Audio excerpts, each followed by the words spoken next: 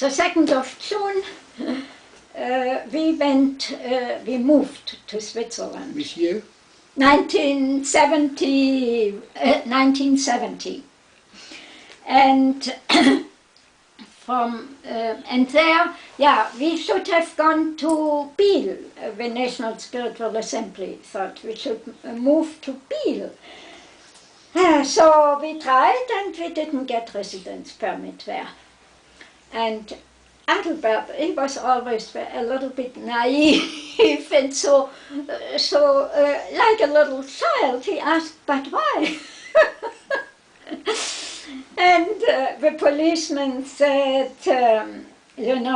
of course I cannot tell you, but I can tell you the overall Biel has too many foreigners in any way. So the Germans are very foreigners. And there is another thing, we in Switzerland, we were not afraid of Hitler, we were afraid of foreign police. And the foreign police still is the same. So Adelbert said, too many foreigners. Can you tell us, is there a canton with less foreigners? He said, but I can't tell you where it is. And then when we left the door, he said, but when you ask again, the reasons have to be the same. But it had to, to fit into the whole thing as for Biel. So we were so sure because it was necessary. We so much wanted that we come. And we went to the Hazaratul Rhodes, and of course there was Bijan Rohani and Agnes. We were already friends earlier through travels and so on, and through conferences and summer schools. More Adelbert at that time. I didn't go always to the summer school with him and so. And winter schools. We have had our own ones in Austria. And then Bijan said, Fribourg is the canton which is even not opened. And it has a university. And you can study there. So we went immediately to Fribourg. And Agnes and I, we did something else, and then we went also there. And until we came, he was already inscribed at the university there. It was very something very wonderful how it finally happened. And then, of course, Fribourg is well known for theology, and Adelbert said everything, but not this. So what else? There was anthropology. He was very interested in it. This was his main subject, and then there was one professor who was looking for students for Arabic. Oh yes, that was for Adelbert. So he studied in Fribourg anthropology when he was there. And especially difficult it was for the professor who gave Arabic, because his lessons depended on the number of students. So we had to invite him and to explain to him that Adelbert cannot always be there and so on. And he became a very close friend to us. And we were often together. He came to our house when he had his flat, his living in Bern, in the capital, and not in Fribourg. He came only for the lesson to Fribourg. And he gave also Islam. He taught also about Islam, but Adelbert, of course, didn't inscribe in this because he wasn't here enough. He couldn't. And then there came the time that we had also to invite a professor from anthropology, and this was a monk. And yeah, we invited him as well, and there also developed a kind of friendship with him, with Professor Friedli. Later on, this was the second professor, especially with him. Adelbert became very close, and he was often at home, because when we were at home, we invited these people. Well, we had to be warm with, but it worked. Of course, when Adelbert first time went to the anthropology lesson, and then there was announced that there will be a workshop and so on and so on. And Adelbert said in the morning, you know, I will of course be very quiet and just listen at the moment.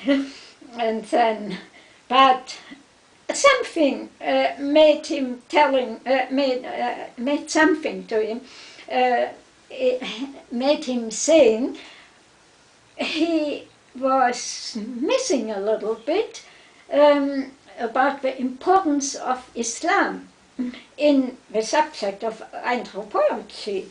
And the professor said, yes, this is right, but you know, sometimes my students know more about a very special subject, and if you know something about this more, I would like to invite you that you give the next I think it was a workshop, that you introduce the workshop and so on. So this happened then, he did this. And then in Fribourg, we had to build up a community finally, because it was end of a 9-year plan, and this whole area, the whole canton wasn't opened before, and now it was opened. And Bijan read in the newspaper that there is a talk at the church on non-violence. And he told this Adelbert, and we went together to this talk. And one was sitting here, the other one was sitting there. And then, when there was consultation after the talk, Adelbert just said, Paola said this and that, and Bijan said something, most probably also Paola said. And again Adelbert, and always 3 times it must have been, Paola said. And afterwards, 2 students came to him and said, who is this whom you always quoted? And he said, oh, I would like to explain it in length to you.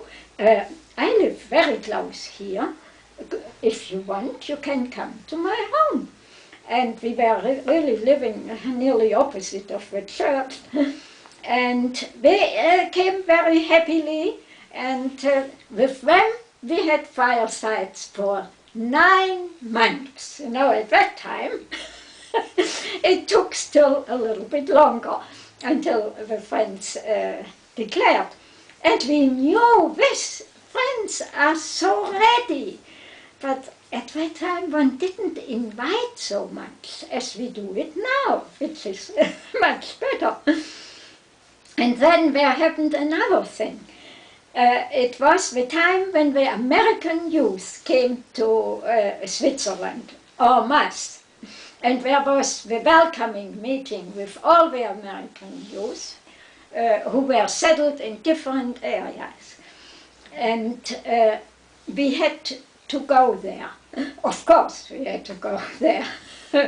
And in the morning, very early, before we went there were 2 boys. Our 2 boys were in front of the door, and we said, you know, we of course asked them in, and we would have liked to take them with us. We would have liked to invite them, but we weren't declared at that time. And at that time one thought this kind of meeting, where one is training with youth and so on, it's not good to take a non-Bahá'í with one. How different it was at that time, the teaching. But now they came and they said, today it's exactly 9 months. We needed 9 months in the mother's womb to come to this world, and it took us 9 months. We would like to become Baha'is. Of course. We said, it couldn't be a better time. Come with us, we have to go to this meeting. And we took them. It was very beautiful, the first friends. At the end of the 9-year plan, we were 9. We could form our local spiritual assembly. But these were only 3, there was one more, and this one more came from the very first real organized fireside, after the 2 boys came at the beginning, and the next fireside already. They brought him with them. And he was a boy who was he never liked to go to school. He didn't, he left at home, but he didn't go to school. He was very well known by the police as this, and he was really long hair and so on. And when we moved into this house where we stayed, it was for us coming from Vienna, it was very clear that we ring the bell and introduce ourselves to all the other people on the house, on the floor at least, on the same etage at least. And we were there 4 families. But immediately the first one said, oh, this is not usual in Switzerland. We are all separated from each other. So, but they accepted it. They didn't ask us in, the first one. And we invited them later on once, because we said we must know who is coming here and so. And because, of course, the doctor, yes, this was okay. But when we saw that there came people like our dear Mark with his long hair and so on, and wasn't like a visitor to a doctor, as we thought. And it was a long time. We had always at the fireside, there were prayer books. Who wanted to read a prayer could read a prayer, who wanted not, he didn't. And it was Mark who never read a prayer. It was a long, long time until he finally did, until he had this courage to do it. And also his outfit changed a little bit. It was a good change in this very wonderful boy later on. He also declared, and then we could form our local spiritual assembly with pioneers and with 3 native freeborn friends. One of them, Jacques Poisson, he immediately, after he married, and then he went to as a pioneer. This was very strange, really. Wherever we were, the people went more easily to pioneer. It must have been something that made it interesting for them, or it was very, very good. So they went to the Ivory Coast as pioneers. It was a very difficult place for them, and they got several children there and so on. But finally they had to come back again. And now they are still in Fribourg, or a little bit outside perhaps. I think they live now outside. All right. So this Fribourg community also went down even under 5 for a while when we were not, we had to leave Fribourg then in 74. Yeah, we had great problems with residence permit again. And then there was also that Adelbert became ill. He was quite ill several times because he went